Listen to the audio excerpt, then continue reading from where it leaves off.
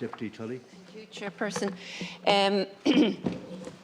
Minister, what measures are you taking to rectify the deposit return scheme, which is inaccessible in its current format for disabled people?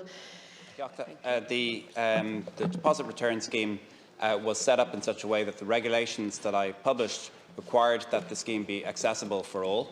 So it is a legal requirement that participants in the scheme make sure that their return point operations are accessible to everybody in the community.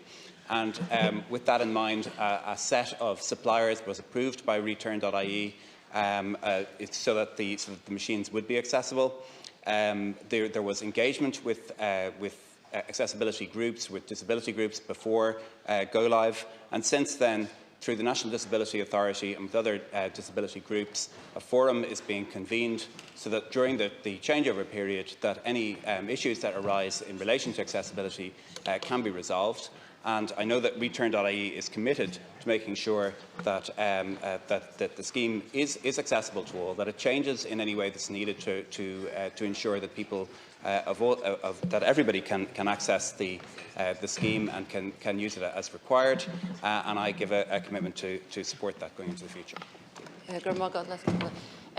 Like the machines are too high for wheelchair users. They can't reach the place where you actually input the bottles or the cans. There's no braille or raised marking on the cans or the bottles for people who are blind or visually impaired.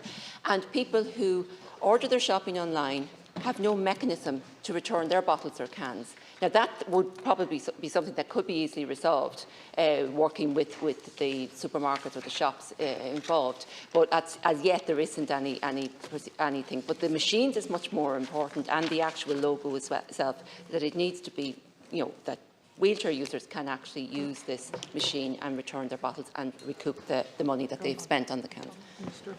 So in the case of people who are having their bottles and cans delivered to their home, I know that return.ie is engaging with the National Meals on Wheels network to find a way to return bottles and cans to people so they can get their money back. And in terms of accessibility of the machines should not be set at a height above 1.2 metres, so that people in wheelchairs can reach them.